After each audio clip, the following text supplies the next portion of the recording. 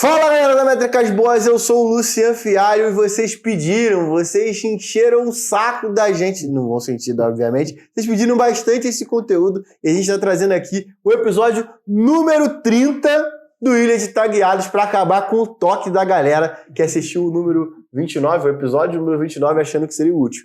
Tô aqui com ele, nada mais justo trazer o cara que gravou comigo o primeiro episódio, confiou no projeto do Ilha de Tagueados desde o início, Felipe Melo, sou gestor de tecnologia. Nada mais justo do que eu estar no especial de Natal, né, pô? Especial de Natal, estamos gravando aqui em dezembro, não sei quando que você tá vendo esse vídeo, mas estamos gravando aqui em dezembro, o gorrinho do Papai Noel é para poder deixar ambientalizado com a data do ano. Cara, muito maneiro, foi um conteúdo que a gente fez ao longo de 2022, que a gente quer levar para o ano de 2023, obviamente, só que é o que eu tava conversando com o Phil nos bastidores, assim. A gente teve bastante dúvida e o conteúdo foi criado muito para a gente poder, como que a gente fica mais próximo possível dos nossos espectadores. Talvez pegando o máximo de dúvidas reais, né? A gente tem uma premissa de que a gente não quer que sejam aquelas dúvidas meio que fake, sabe? Tipo de vídeo do YouTube, de tutorial. A gente quer pegar dúvidas reais de vocês para poder aprender. As nossas próprias dúvidas, as dúvidas da bolha que a gente lida normalmente, às vezes não correspondem à maioria das dúvidas da comunidade, né? Exatamente. Então a ideia desse conteúdo sempre foi ficar o mais próximo possível da comunidade em si. Isso foi muito maneiro no ano de 2022. E aí aquele gancho, né? A gente quer continuar com Ilha de Tagueados de 2023.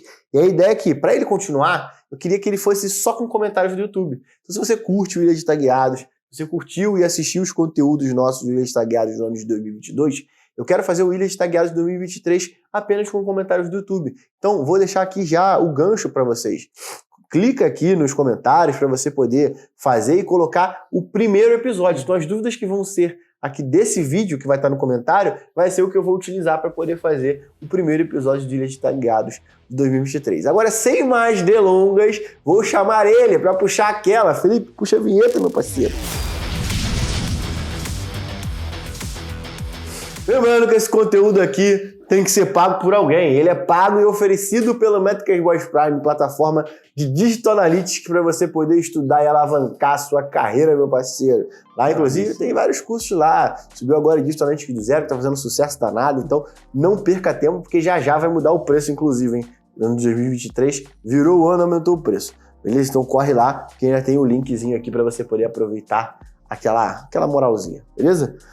Sem mais delongas, vamos para a primeira pergunta. E é engraçado, né? Porque a galera ainda está muito na dúvida com relação ao GA4, né? Um sintoma natural, a galera ainda não migrou totalmente para o GA4. E a primeira pergunta é: existe uma retenção de dados maior do que 14 meses dentro do GA4? Sim, existe. O período de 14 meses é o maior período dentro da conta free. Quando você passa para o modelo de 360, que é quando você paga e tem uma conta Pro, vamos colocar assim, aí você tem um período maior que 14 de fato.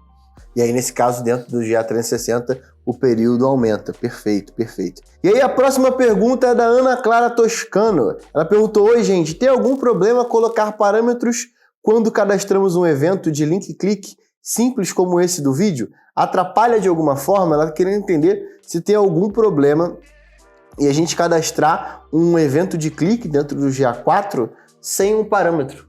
Só com no Event Name. Não há problema, inclusive eu acho que é um recurso que a gente utiliza bastante, porque às vezes eu só quero medir, sei lá, o clique no botão X.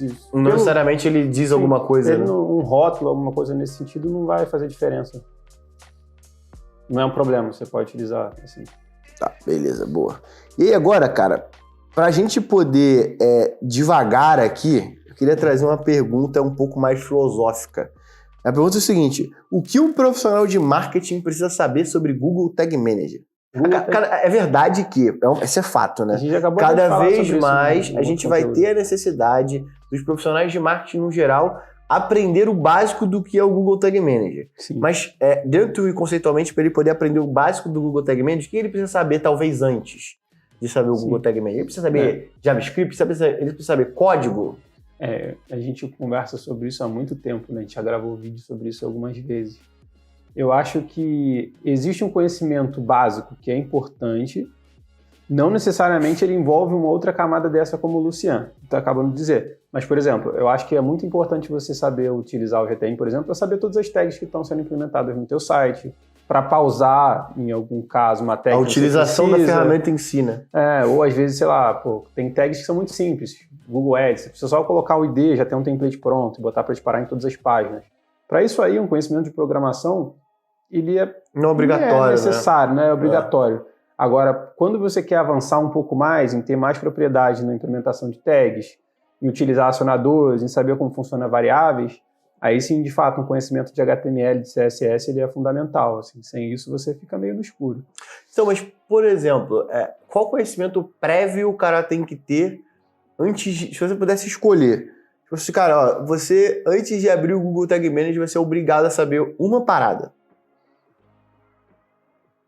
Eu vou jogar uma, tá? Seletor CSS, para mim é fundamental. Sim. Porque o seletor CSS é aquele lance, né? A gente pode implementar tags que disparam em todas as páginas. Mas vai chegar um momento que você vai ficar limitado àquilo. Sim. Então, tipo, por exemplo, se você não sabe vou implementar um pixel que vai estar de conversão em todas as páginas, isso por si só não é, sabe, a conversão está vinculada a uma ação do usuário dentro do seu site. Sim. E aí isso acaba gerando um problema no cenário geral, que é a galera vai lá, pega o tutorial pronto, bota o pixel de conversão para poder disparar no carregamento da página e aí os dados ficam inflados. Então, se tem uma dica que eu poderia dar aprendam seletores CSS. E assim, para poder contextualizar para a galera, o que é um seletor CSS dentro do HTML, que é o que a gente interpreta dentro dos navegadores, o navegador, quando ele mostra o seu site, aquele site está dentro de um documento .html. Não tem um .docx, não tem um .xls,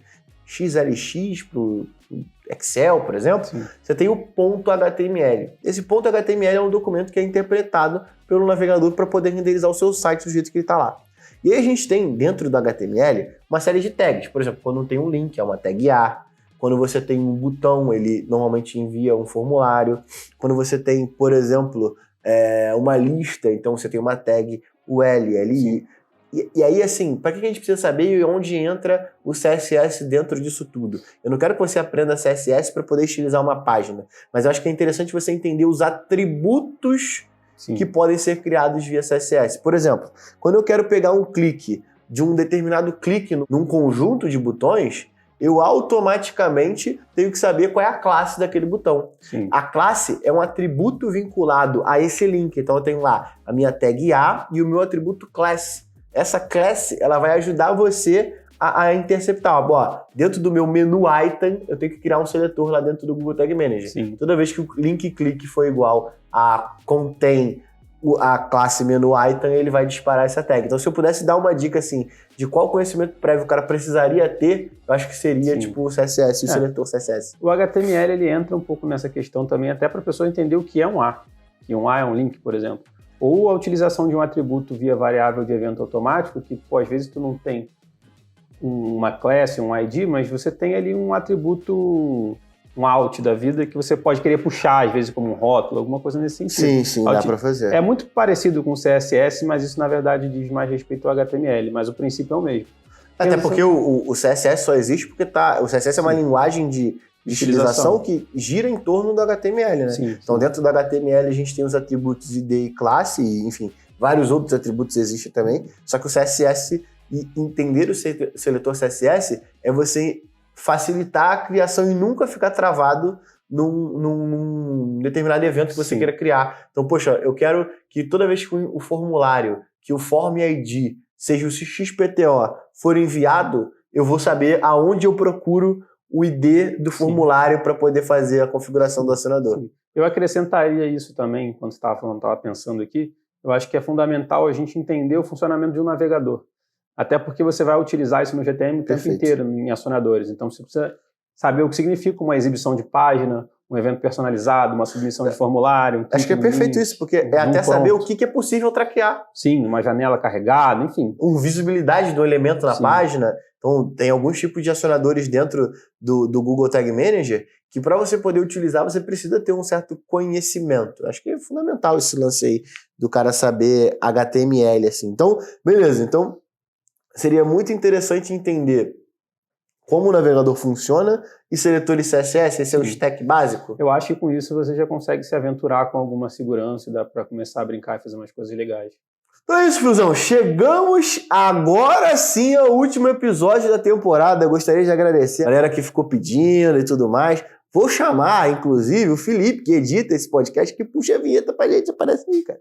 A gente tá fazendo um momento onde todo mundo aparece dentro dos nossos conteúdos. Vamos dar... Você precisa ver as caras. A galera já me falou isso no Instagram, inclusive. Esse aqui é o Felipe, que edita o nosso conteúdo aqui, cara, do Ilhas de Tagueados. Muito carinho. Foi ele que desenvolveu, inclusive, essas entradas de motion, cara. Ele falou, ó, precisa de umas paradas aí pra quando aparecer a pergunta. Ele que foi inserindo e foi evoluindo esse conteúdo. Se não fosse ele, nada teria acontecido. Exatamente. Inclusive, ele já cobrou a gente de gravar esse episódio 30 aqui diversas vezes. Fica um salve aí pro Gabriel, inclusive, que queria muito esse episódio. Bem, família reunida pra gente poder dar o nosso último tchau do Ilhas de Tagueados no ano de 2022. Nosso sunset.